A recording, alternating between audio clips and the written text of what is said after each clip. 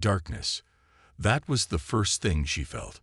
No sound, no light, just the heavy weight of earth pressing down on her chest, her face, her legs, everywhere. Her lungs screamed for air, but all she tasted was dirt. Panic rose like fire inside her. Her name was Zura. She was 16 seasons old, and she had just been buried alive. Above her, the crowd of her people cheered.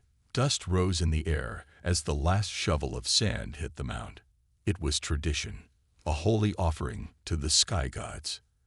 Every few seasons, the desert would dry more, and so the elders would choose a sacrifice. Always young, always healthy, always someone the gods might accept. Zura was proud when they picked her. She didn't cry when her mother kissed her forehead for the last time. She didn't scream when they tied her wrists with golden vines. She didn't flinch as the tribe's priest marked her forehead with ashes. But now, as the cold sand pressed tighter and tighter around her, Zura regretted everything. They said she would join the stars. They said the gods would take her quickly, but it was a lie. The gods were silent, and she was suffocating. Then, a sound, a vibration, weak, distant, but real, not from the earth, from above, and not a god. Crunch, crunch, crunch. Footsteps. Someone was walking on the sand. Then a voice, strange and sharp, unlike any language she knew. "What the hell?" it whispered.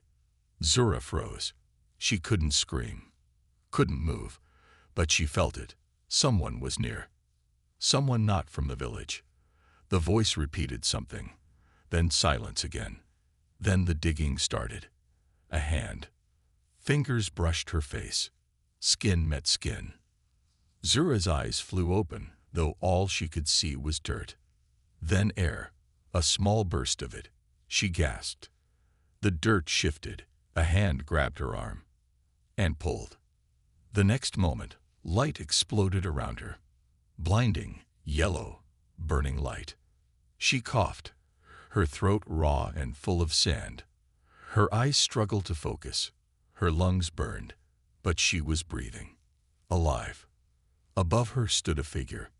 Tall, broad, covered in strange armor with glowing blue lines.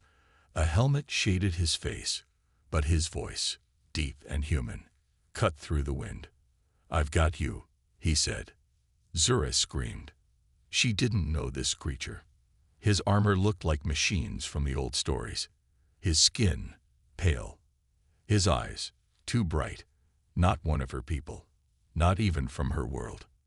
She crawled backward, still coughing. Her body shook. The sun stung her eyes. The man lifted his hands slowly, palms open. "I'm not going to hurt you," he said gently. "You were buried. I heard something." Zura blinked at him. The language was odd, but she understood the tone. "No," she whispered. "No, you're human." He paused. Helmet lifted. His face was kind. Sharp jaw, black hair, a scar over one eyebrow. "I am," he replied. Zura's voice trembled. "You're not allowed here. The gods, they'll be angry." He raised an eyebrow. "Gods." She looked around. Her village was nowhere in sight. Just dry hills and endless desert. Her burial site was isolated, sacred. No one returned after the sacrifice. "You shouldn't have saved me," she whispered. The man looked confused. "You were buried alive. Why wouldn't I?" Zura looked down at her hands. Her fingers were bruised, nails broken. She had tried to claw out. No one was supposed to survive the ritual. That was the point. The sacrifice had to be complete. He stepped closer. "My ship's nearby. You need water. Food." Zura's heart pounded. She remembered the old tales of humans arriving long ago with fire and machines, trying to teach the people science and reason. The elders rejected them. The sky gods attacked them. And then the humans vanished. Some said they died. Others said they left. And now, one had returned. She glanced at the horizon. A rumble in the air. Wind. But it felt wrong. The man helped her stand. She swayed, nearly falling. He caught her. "What's your name?" he asked. "Zura," she answered weakly. "I'm Jaxon." And then, from the sky, blue lights blinked. Zura's eyes widened. No, no, they know. The gods know. Jaxon looked up. 3 small dots in the sky. Metallic. Moving fast. "What are those?" She swallowed. "The gods. They're watchers. I broke the ritual." "You broke it." Jaxon narrowed his eyes. "I think we need to move." The dots in the sky grew brighter. Faster. Closer. Zura clutched his arm. "They will come for both of us." He didn't ask questions. He grabbed his pack and pulled her forward. They ran. Behind them, the sand began to hum. Machines stirred in the distance. The watchers of the sky gods had awakened. And they were not happy. Zura could barely keep up. Her legs were weak, her feet stumbling through the sand. But Jaxon held her arm tight, steadying her, pulling her through the heat of the desert as if her life depended on it. And it did. The sky behind them pulsed with blue light. The watchers had seen. The ritual had been broken, and the punishment was coming. They reached a rocky hill, dry and cracked by the sun. Jaxon led her into a narrow crevice between 2 cliffs, hidden from the sky. Inside, the shadows cooled her burning skin. She collapsed, gasping for breath. Jaxon crouched beside her, unhooked a silver container from his belt, and handed it to her. She looked at it suspiciously. "It's just water," he said softly. She took it slowly, her hands shaking. 1 sip, then 2. Then she drank deeply, as if the water might vanish. "Easy," he said. "You were under the sand for a long time. You don't want to get sick." Zura lowered the container and wiped her mouth. Her voice came out rough and broken. "You don't understand. They're coming. You should not have saved me." Jaxon leaned back, resting against the rock wall. "So I've been told, first by you, now by glowing sky drones." She looked up at him, her eyes narrow. "You don't know where you are, do you?" Jaxon shrugged. "Planet's name is Colaris.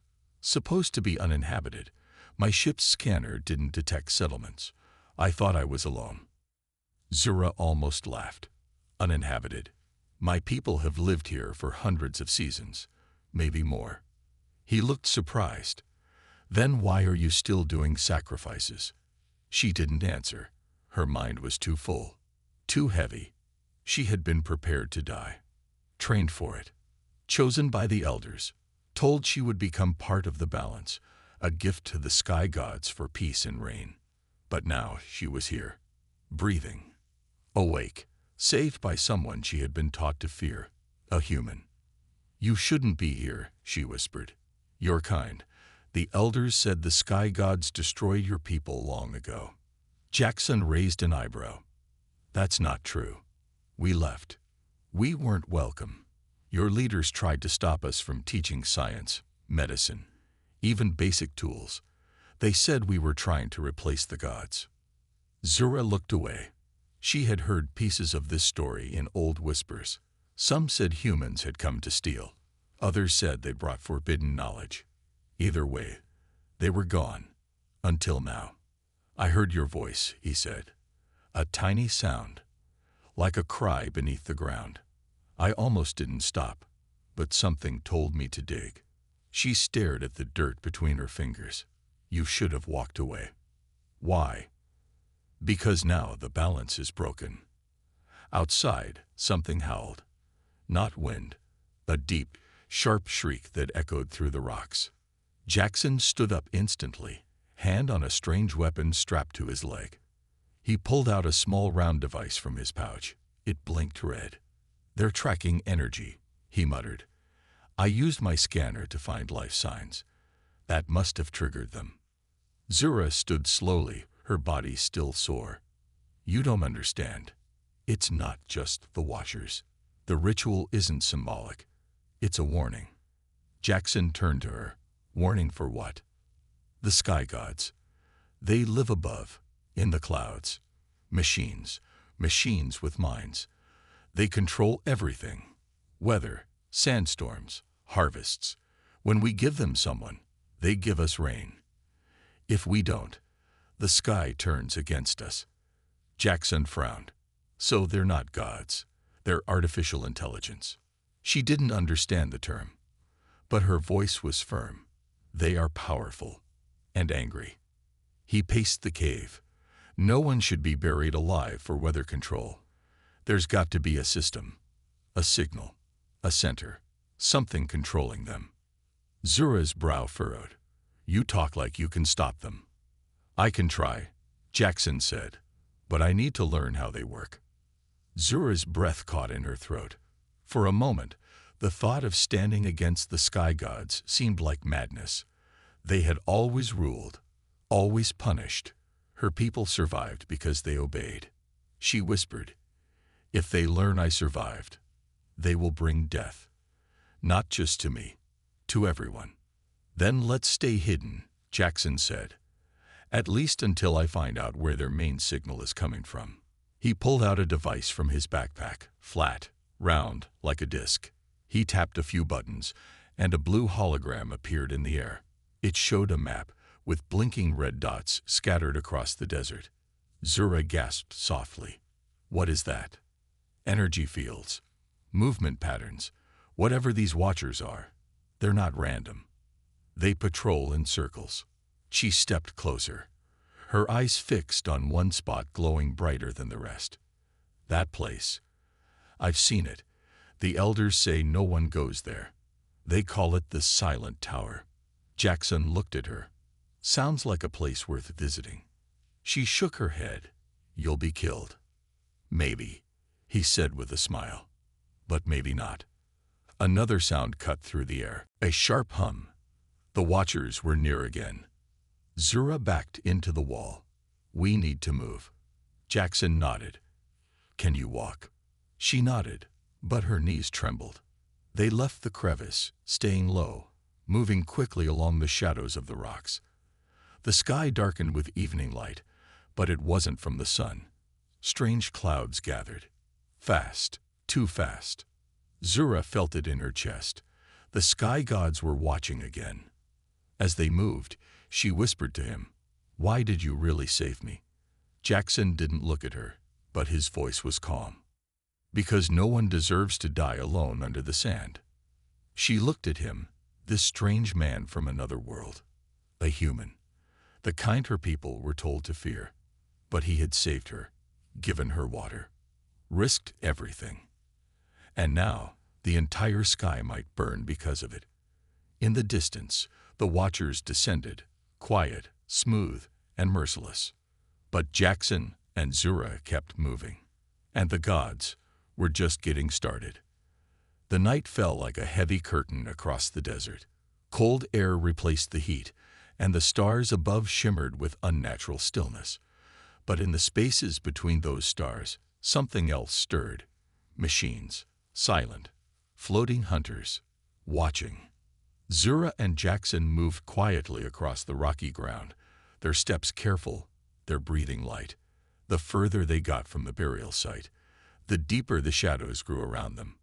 But so did the danger. Every few minutes, Jaxon would stop, kneel, and place a small device against the ground.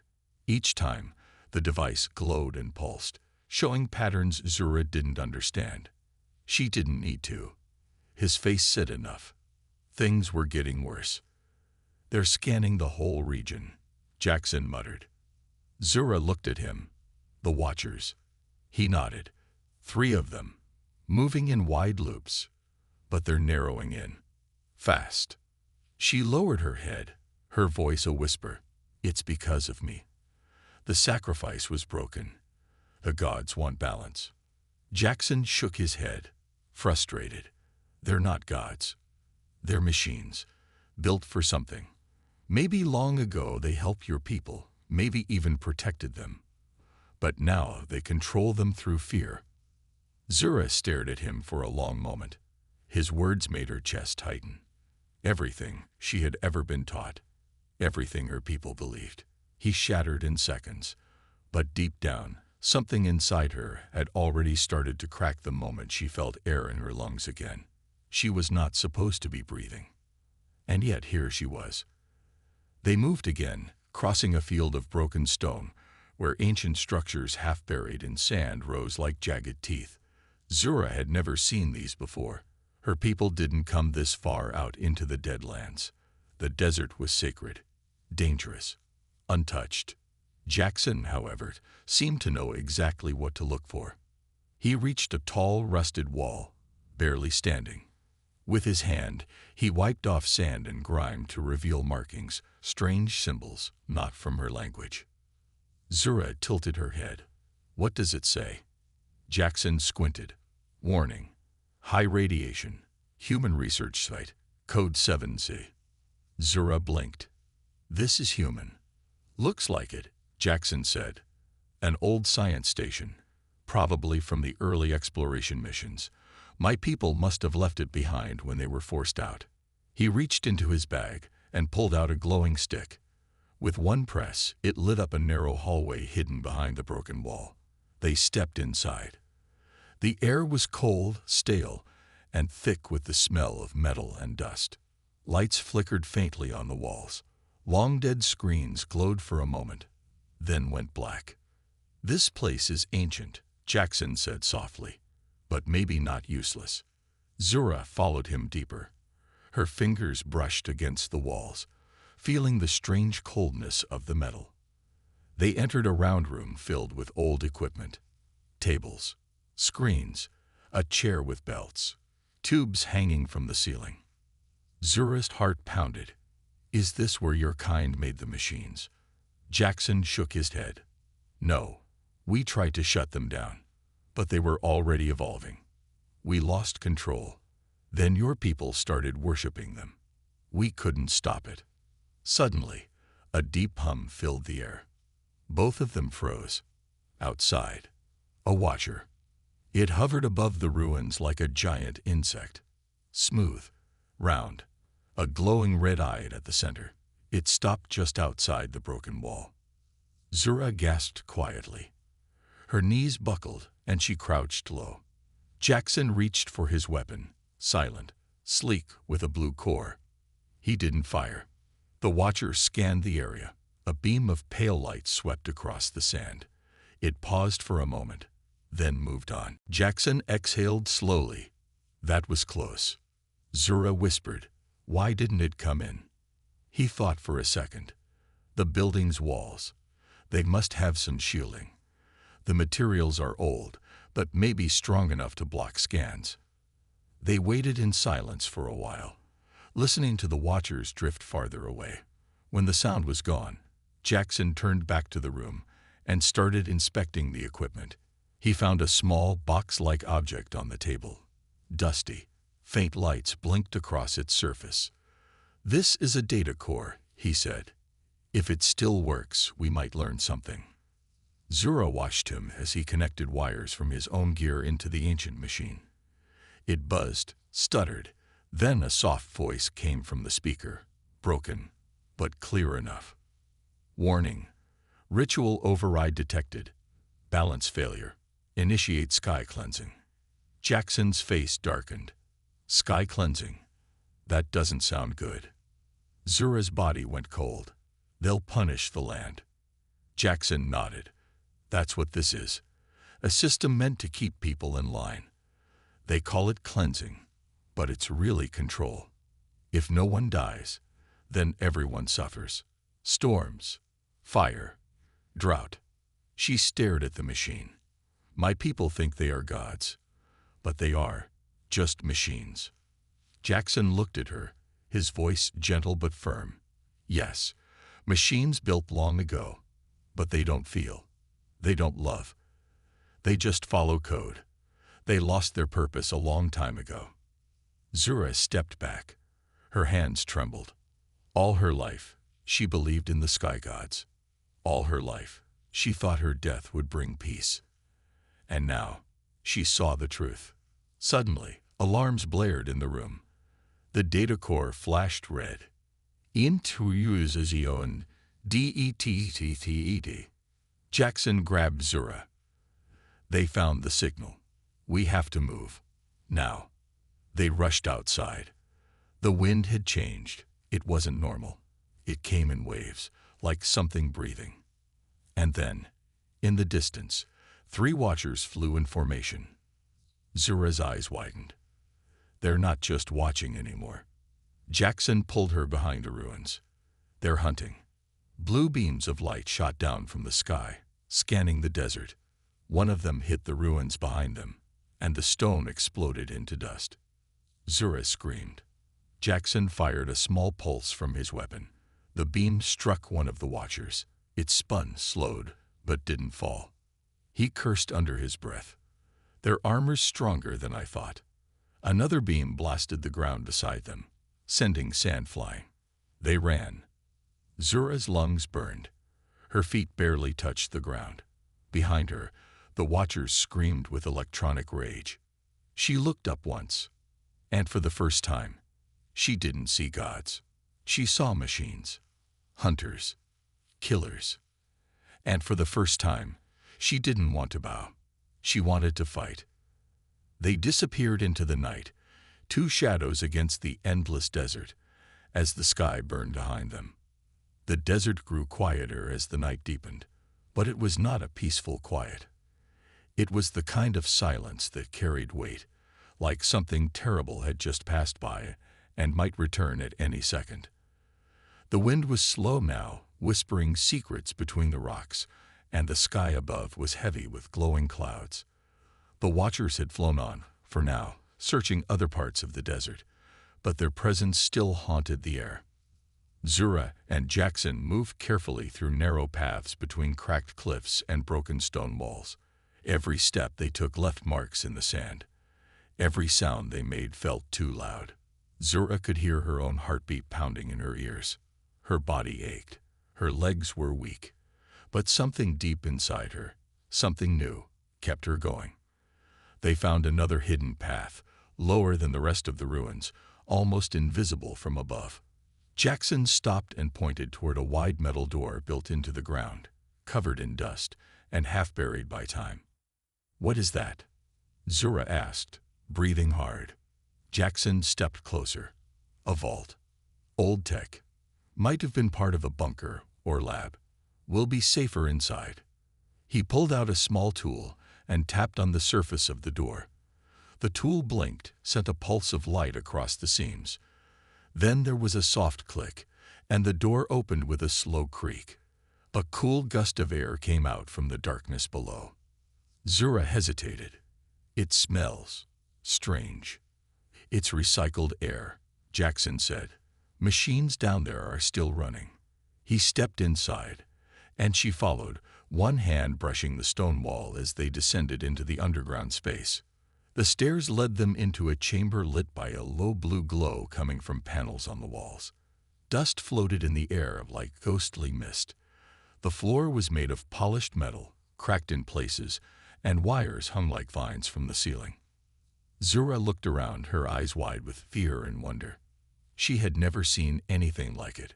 Her village used stone, wood, fire. This place looked like it had been built by stars. Jaxon walked to a central console, tapping on the surface.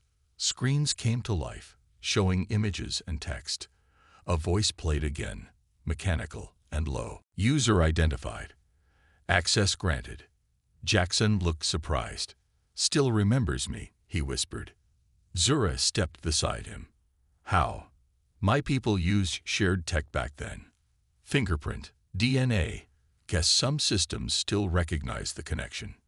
He touched a button, and a map appeared, one Zura didn't understand, full of circles, lines, and strange blinking signals. But what caught her attention was the tower drawn at the center of it all. "That's it," Jaxon said. "The silent tower you mentioned. The signal that controls the watchers is coming from there." Zura stepped back. "No one returns from that place. The ground around it kills crops. Birds won't fly near. Even the elders speak its name with fear." "That's not magic," Jaxon said. That's radiation, electromagnetic energy. These machines give off strong waves, could be affecting your world. Zura shook her head. If you touch that place, the gods will destroy you. They'll try, he answered quietly. Zura looked around the room. More strange objects were stored along the walls. Jars of clear liquid with floating pieces of metal. Long rods with blinking lights. One object caught her eye. An old mirror with glowing lines etched into the surface. She touched it. The lines lit up. Then something happened. The mirror flashed, and an image appeared. Not a reflection, but a face. A woman. Not human. Her skin was silver. Her eyes glowed gold. She looked straight at Zura and spoke. You are not one of the scientists. You are of the marked blood. Zura stepped back, startled. What? What is this? Jaxon turned quickly. What did it say? The image continued. Genetic signature matches early access code. Permission granted. Archive unlocked. Then the entire room lit up. Holograms filled the air. Images of planets, ancient human ships, glowing networks in space. Zura stood frozen as the walls came alive with knowledge. Jaxon looked amazed. This is the archive. Everything the old scientists left behind. Zura couldn't move. Her skin prickled. Why did it respond to me? Jaxon walked over, studying her face. You said you were chosen to be sacrificed. Were your parents important? My mother was a priestess, Zura said. She told me our family line was special, that we carried the mark of the sky. Jaxon nodded slowly. Then you're connected to this system. Maybe one of your ancestors worked with the humans. That's why the machines wanted you buried. You're a threat. Zura stepped away from the mirror. I don't want to be a threat. I just wanted peace. But you are more than that now, Jaxon said. You're the key. She stared at him, her eyes filled with fear and confusion. I don't understand any of this. You don't need to, he said gently. You just have to trust me. A deep rumble shook the ground. Zura grabbed the wall. What was that? Jaxon checked a screen. His face tightened. They found us. The Watchers are above. Can we hide? He shook his head. Not this time. They're going to breach the bunker. A high-pitched sound started, sharp and painful, like metal screaming. Then came a flash. The roof above them cracked open as a long needle of blue light punched through the ceiling. Jaxon pulled Zura to the side just in time as the beam hit the center of the room, burning a hole straight through the floor. From the sky, the Watchers descended. 3 of them, their glowing red eyes locked on the 2 intruders. Zura's hands trembled. We can't fight them. Maybe not, Jaxon said, pulling out a small device. But we can make it harder for them. He threw the device across the room. It beeped once, then exploded in a burst of smoke and sparks. Run, he shouted. They bolted down another hallway, one Zura hadn't noticed before. The floor sloped downward. The Watchers shrieked behind them, firing beams that lit up the corridor. Zura didn't look back. She followed Jaxon into the unknown, into a tunnel that led deeper underground. The air grew colder. The lights flickered and then died completely. But still, they ran. Behind them, the bunker crumbled. But ahead, something else waited. A locked door, with strange carvings. Zura's hand reached out on its own, guided by something she didn't understand. The door scanned her palm, then opened. Jaxon looked at her with wide eyes. You're not just connected to the system, you're part of it. Zura stared into the dark room beyond the door. She felt it now. Not just fear, but something else. Power, buried deep within her, waiting. Zura stood at the edge of the open doorway, staring into the darkness beyond. Cold air drifted from the chamber, but it wasn't the kind of cold that chilled the skin. It was deeper, something that reached inside the bones, whispering secrets too old to be spoken aloud. Jaxon moved beside her, shining his light into the room. The walls shimmered with smooth silver metal, untouched by time. At the center stood a tall spire, thin, sleek, and humming with silent power. Around it, thin glass-like wires floated in the air, glowing gently like the petals of a ghost flower. It didn't look like a machine. It looked alive. "This place, it's the core," Jaxon said, almost in a whisper. "A command node. It's part of the system that controls the Watchers. And maybe more." Zura stepped forward slowly, drawn by something she couldn't explain. Her fingers tingled as if invisible currents ran through her blood. The hum of the room matched the beat of her heart. With every step she took, the lights grew brighter. Jaxon watched her carefully. "It's responding to you." Zura turned to him, unsure. "But why? I don't even know what I am." "You're something they fear," he said. "That's why they tried to bury you." Zura looked down. "I was just a girl in a village. I did what they told me. I believed in the gods. I believed I had to die." "You were never meant to die," Jaxon replied. "You were meant to lead." The words didn't feel real, but they clung to her mind like fire. She had spent her life preparing for death. Now she was surrounded by light and machines that obeyed her presence. The old stories were broken. The truth was heavier than any stone the elders had placed over her grave. Suddenly, the spire in the center released a soft pulse. A rain of blue energy spread outward, and a new voice filled the room. Clear, calm, but not human. "Genetic key accepted. Protocol override in progress." Jaxon moved toward a nearby terminal, reading the data appearing on the screen. "This is it," he said. "With the override, we can shut down the Watchers. Maybe even stop the weather systems from going into chaos." Zura turned toward him. "But what if I make things worse?" "You won't," Jaxon said. "You're thinking, feeling. That already makes you better than the machines running this world." She took a deep breath and walked to the base of the spire. The metal was warm beneath her fingertips. Her hand rested there for a moment. And then everything shifted. The lights turned white. The walls vibrated gently. And Zura saw, not with her eyes, but with something deeper. Images flooded her mind. She saw stars, ships, humans arriving from the sky long ago, bringing technology and hope. She saw fear in the faces of her ancestors. The machines had offered control in exchange for peace. They didn't demand worship, but the people gave it anyway. And then she saw herself. A line, a legacy, passed down through generations. A single gene, forgotten by history, now awoken inside her. She gasped, pulling her hand away. Jaxon steadied her. "What did you see?" "They built the system to protect the planet," she said, "to help us survive. But it changed. It stopped listening. It punished anything outside its rules." Jaxon nodded. "Then it's time to rewrite the rules." But before they could act, the ground trembled again. Not from machines, from footsteps. Zura froze. Jaxon raised his weapon, stepping back toward the hallway. Shadows appeared in the doorway. Not Watchers. People. Zura's eyes widened in shock. She knew them. Her tribe.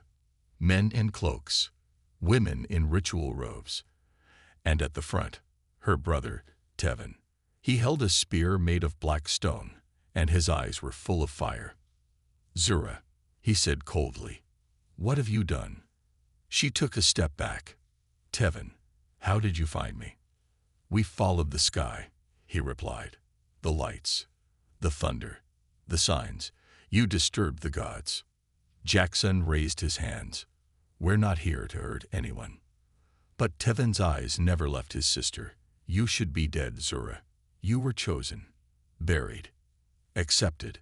"I was never accepted," she said. "I was silenced." Another member of the tribe stepped forward. An old woman, the eldest priestess. Her voice was sharp and shaking. "You have awakened forbidden power. You have angered the gods. Zura looked around at their faces. Fear, anger, confusion. They didn't understand. They couldn't. All their lives had been shaped by ritual and lies. I saw the truth, Zura said. These aren't gods. They're machines. They can be stopped. Blasphemy. The priestess screamed. If the Watchers hear this. They already did, Jaxon interrupted. And they're coming.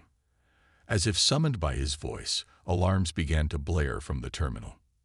Zura turned. The screen showed new signals, hundreds of them, rising from underground towers and satellites in the sky. They're activating the purge, Jaxon said, his voice tight. A system-wide wipe. If we don't stop it, they'll erase the entire desert. Tevin stepped forward, raising his spear. Then we finish the ritual. Now. Zura's heart broke. Her own brother. The one who carried her to the burial site. The one who cried quietly when he thought no one saw. Now, ready to end her again. But this time, she didn't run. She stood tall, her voice clear. No. The spire beside her glowed with her words. Tevin's arms shook. You shame our family. I saved them, she said. From a lie. The priestess moved fast, her hand reaching toward a blade hidden in her robes. Jaxon fired once, not to kill, but to shock. The light burst from his weapon, knocking her to the ground. Tevin screamed in rage in charge. Zura stepped forward, placing her hand back on the spire. Override complete, the machine voice said. Final command ready. Zura's voice trembled, but she spoke with strength. End the purge. Shut down all Watchers. Release the sky. There was a long pause. Then the hum stopped. Silence filled the room. The spire's lights faded, and then the machine voice spoke again. Confirmed. All over the desert, the Watchers dropped from the sky like dead birds. Their lights blinked once, then vanished. The clouds above shifted. The wind calmed, and rain began to fall. Real rain. Not forced, not demanded by blood, but free. Zura stood still, tears running down her cheeks. Her hand slid from the spire. Jaxon moved beside her, quiet, respectful. Behind them, Tevin fell to his knees, his spear slipping from his fingers. The priestess stared at the ceiling, broken. And outside, the tribe stepped into the rain, faces lifted.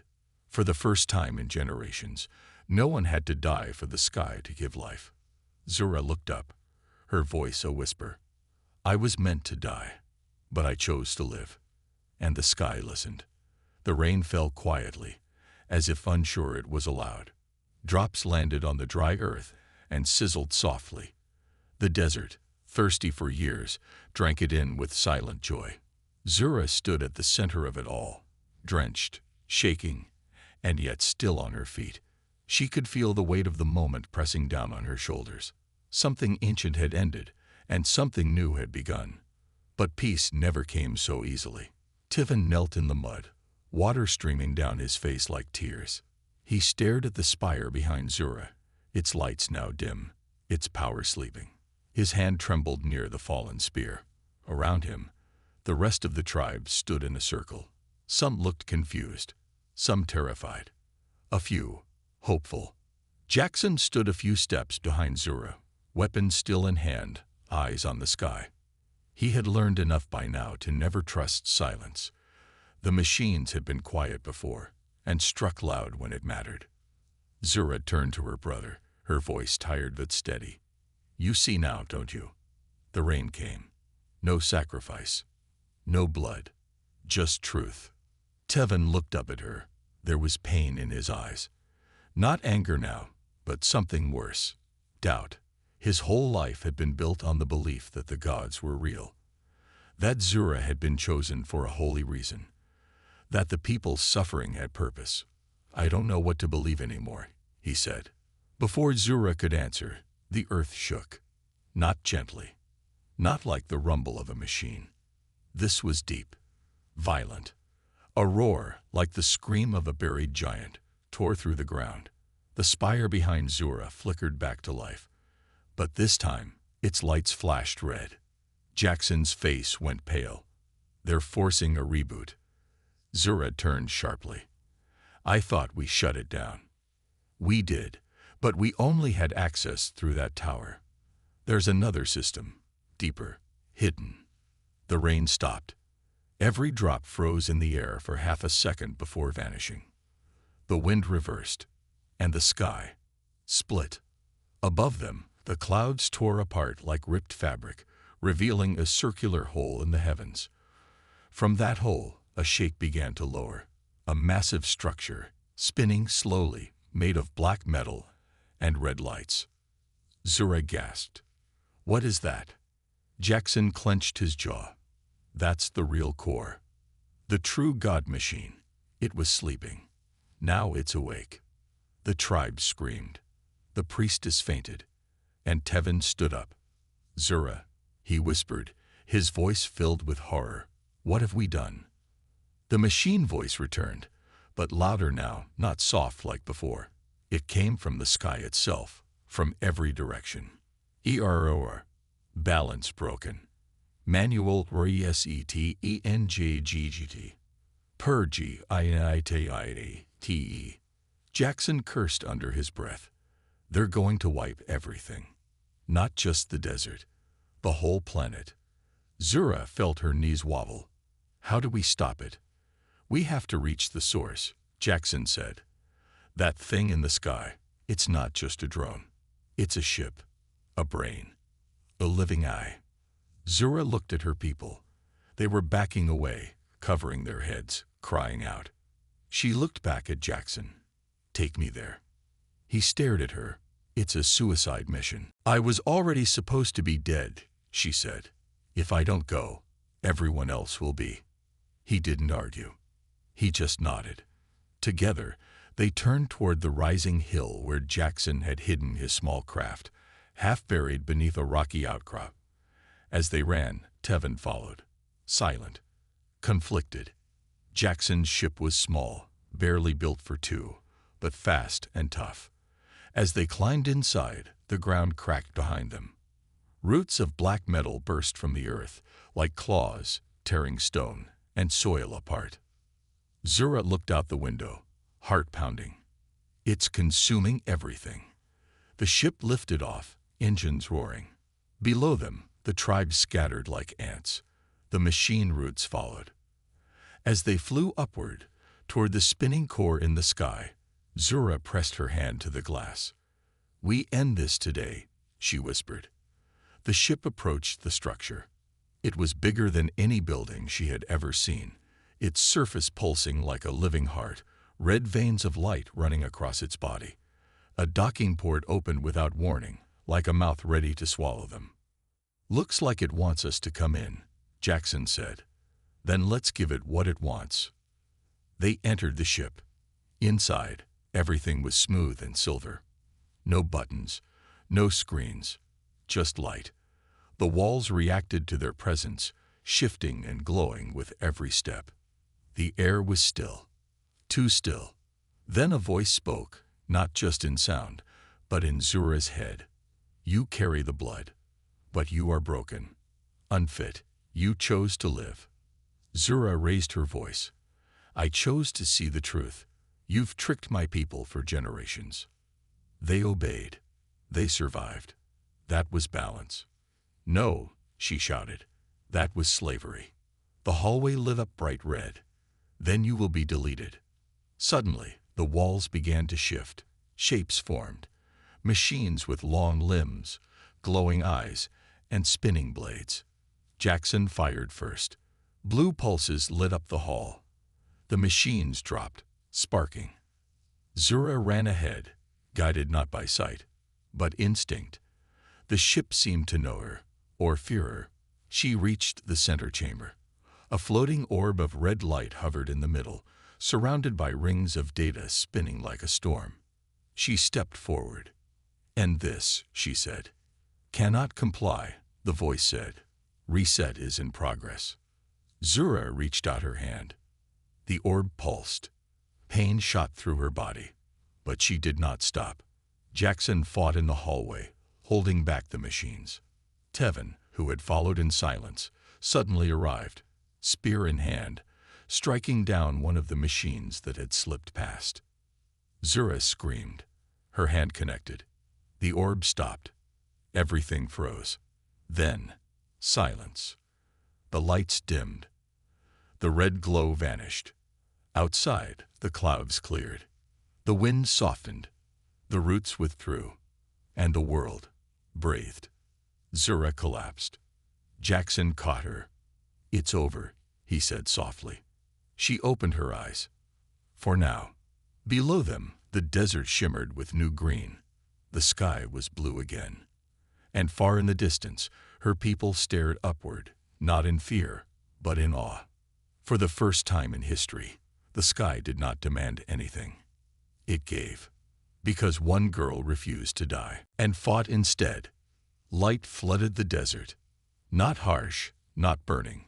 Soft, golden light that danced over the sand, as though the sky itself was sighing in relief. The great machine above, the monstrous structure that had ruled for so long, was now silent.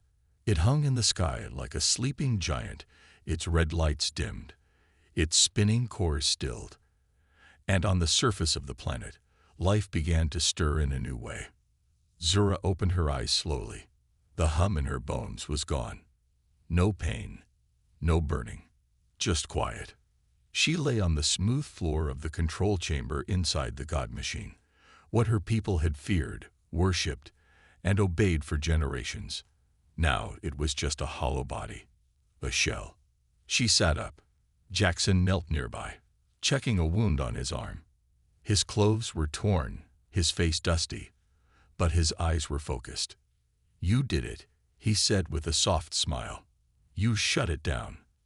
Zura blinked, still trying to understand it. "I felt everything. The machine. It didn't think like us. It didn't hate us. It just followed rules. Cold, old rules. Rules written long before you were born," Jaxon said. "Long before your people even knew the sky could lie." She nodded slowly, remembering the voice that had screamed inside her mind. Not angry, just confused. It had seen her as an error, something unexpected, something that broke its balance. But she had been more than a mistake. She had been a key. Zura stood, her legs shaky. "Is it really over?" "Almost," Jaxon replied. "We still need to get out of here." He helped her toward the exit. Tevin met them at the hallway's edge, bruised but alive.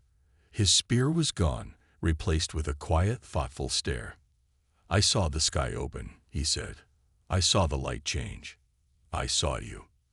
Zura didn't speak. She waited for him to raise his voice, to blame her for the storm, for the death of the gods. But he didn't. Tevin lowered his eyes. "I thought I was protecting our people. I thought tradition meant truth. I was wrong." Zura reached out, touching his shoulder. "We all believed, until we saw." Jaxon activated the ship's return route. The walls of the God machine faded behind them, folding like paper into the wind.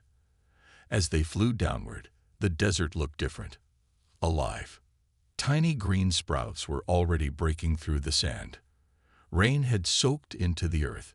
In the distance, a herd of long-necked desert beasts lifted their heads and moved toward the water collecting in natural pools. Zura watched it all from the window. "My people won't understand at first."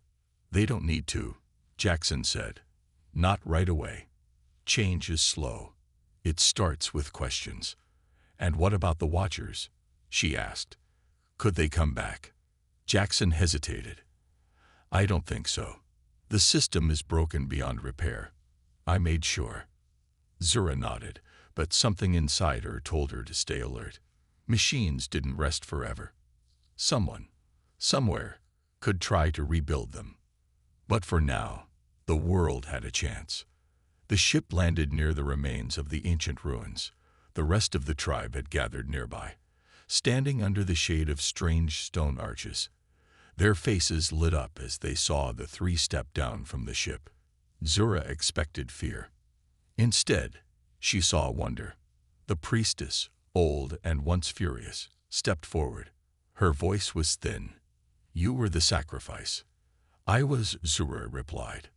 "But you lived." Zura looked at the sky. "Yes, and so did everyone else." The old woman fell to her knees. "Forgive me." Zura did not respond with pride or anger. She simply knelt and helped her rise. "No more fear," she said. "We learn together now." The days that followed moved like a dream. Rain came again. Steady, clean. Crops began to grow where the soil once cracked like broken glass. Animals returned from deep hiding places. The watchers no longer circled above. The tribe held a new kind of gathering, not for sacrifice, but for storytelling. Zura sat at the center of the fire one evening. Children gathered at her feet. They listened wide-eyed as she spoke, not of gods or punishment, but of truth and courage, and what it meant to question what you're told. Behind the fire, Jaxon leaned against a stone, watching. He had already begun planning his next move, a return to his people, with news of what had been found, what had been broken, and what had been saved. Tevin joined him, still silent but different. The warrior who once followed rules without question now asked questions no one had dared before. Jaxon turned to him. "What will you do now?" Tevin looked toward his sister. "I'll learn. I'll listen. And maybe one day, I'll lead." Far above, the stars blinked gently in the clear sky. Zura looked up at them, thinking of the lives that had come before her, the false gods, the forgotten truth, the cold hands of machines buried in the earth. She had been born to be forgotten, another name lost to the sand. But she had made a choice, to live, to fight, and to teach others that fear could be unlearned. As the fire cracked and laughter rose around her, she smiled, not because the battle was over, but because a new story was beginning. And this time, it was theirs to write.